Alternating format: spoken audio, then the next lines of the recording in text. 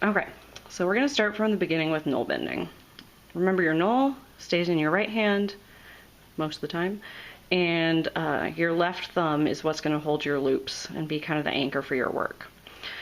So you're going to start with a piece of yarn that is a couple of yards long, so either like one arm span, or you can measure from your nose to the tip of your fingers 2 lengths, and then you tear it from the ball of yarn. You want to tear it and not cut it because that will make splicing easier. You're going to take a tail of yarn that's about like 4 to 6 inches long. You're going to make sure that that yarn, the tail, is coming off of your left thumb. You want that to be behind the thumb. You want the tail to be pointing to the right. So we're going to make 1 knot and then start. You're going to take the tail of yarn, bring it over the yarn that's in your front of your thumb, and then under, and then tighten it so that the knot is at the base of your thumbnail. So you want the knot to be there like that. Now you're going to thread the yarn through the knoll. So not the short tail, but the long tail. Let's see if I can actually thread it. There we go. So you're going to thread that and let it double over some. So now you've got your yarn thread through your knoll and you've got your knot on your thumb. To start, the first thing we're going to do is you're going to take your knoll and take it down between the knot and your thumb. So we're going to do that once. Then you're going to twist your needle around, give yourself some slack as you need to, and come down between the knot and your thumb again. Do not pull the needle through at this stage. Instead, you're going to leave the yarn on the needle, but take your thumb out. So now, you might want to just kind of tighten things up or move them around as you need to. You're going to look for an X.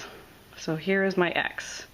The other side will probably look like this, but you want the X. So here we're going to get into just a little bit of knoll bending anatomy. So your knoll has the one pointy end pointing to the left.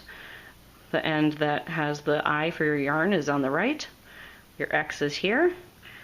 And then all of this extra yarn is what I call the waterfall, as I learned from Kate Martinson. So you're going to take your left thumb and bring it in from behind. So you always want the waterfall coming off the left side of your thumb so that the yarn kind of lines up with your thumb notch. So that is where your waterfall is. So now you're going to pinch your X between your thumb and forefinger of your left hand. And this is the scary part because you're going to push the needle through. It's coming through to the left right now. And then you're going to pull it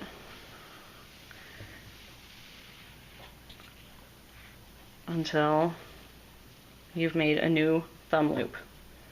So here, remember again, make sure your waterfall is coming off to the left of your thumb and that it's in front of your thumb notch. So that is the first step. The second step, now we're going to look at the back of our thumb. It might look a little messy. There's different kinds of loops back there, but you'll see if I look at my thumb here, I've got one loop and a second loop that looks pretty good. So I'm going to take my knoll bending needle through, moving from the right to the left, and go through those 2 loops. The next step is I'm going to take the needle down through the thumb loop. This is all happening on the back of my thumb. You're not going to move it to the front of your thumb. See, you'll lose your thumb loop. So this is all happening on the back of your thumb. You're going to go down through the thumb loop, and then you go under the waterfall, and then take your thumb out of the thumb loop. So to make your old thumb loop easier to find now, I'm going to pinch it to the right of the other loops that are on my needle right now. So take your thumb, you're going to pinch it to the right, and just like you pinched your X in the left step, you're going to pinch the yarn between your thumb and forefinger. Make sure your waterfall is still over here. You're going to pull through and make a new thumb loop. It is as simple as that.